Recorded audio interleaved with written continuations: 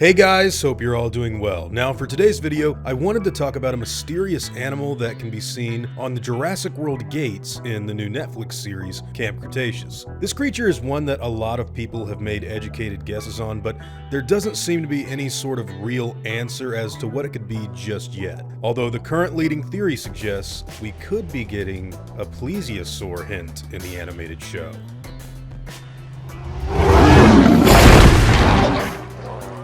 Now, this theory doesn't actually come from me personally, but rather the website Jurassic Outpost, and they specifically cite the Jurassic World gates having this interesting outline as being the main source on why we may see a Plesiosaur in Camp Cretaceous. From first glance, I personally wasn't really too sure on what I was actually looking at all when I saw this particular outline. Comparatively to all the other animals on the gate, this one looks kind of radically different and doesn't really share any similarities or easily identifiable traits that you would really think of when going over all of the currently known species on the island. Which is one of the reasons why Plesiosaurus has been a contentious animal for some people to guess. I can see how some fans may think that this outline could, in theory, just be representing the Mosasaurus from Jurassic World. However, I do want to point out that on different versions of the gate, it's designed ever so slightly different, and I think that what appears to be gills or some other sort of neck detail also calls the whole thing into question.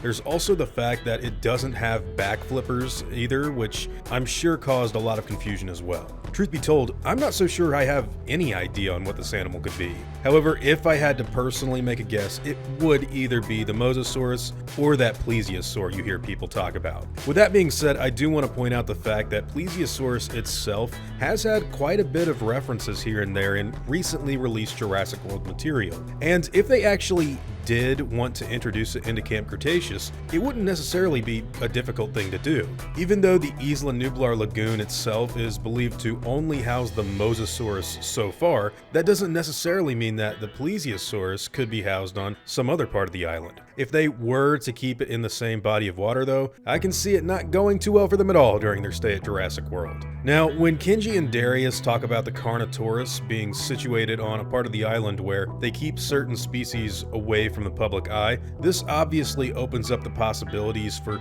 several different animals being introduced later on in the show's story. It also helps give us some clues as to why we didn't see the Nasutoceratops or the Ceratosaurus listed as being available for the guests to visit and check out on the first Jurassic World's website. Who's to say that Plesiosaurus may just be one of these more secretive species as well? There's also the reality that Plesiosaurus is indeed featured in the holoscape for Jurassic World, and it's also been made into a recent Mattel figure for the new toy line. There was even storyboard art for Plesiosaurus in the first Jurassic World movie, and it's also rumored to show up in Jurassic World Dominion by some fans. All in all, in my humble opinion, if someone had a theory that the Plesiosaur could show up in Camp Cretaceous, I wouldn't necessarily think them to be too crazy at all. I do, however, personally believe that what we're seeing on this gate is more than likely just a super stylized Mosasaur depiction. Still, Season 2 is yet to come out just yet, and I'm sure we will get an answer to this question as soon as it drops in the weeks or months to come.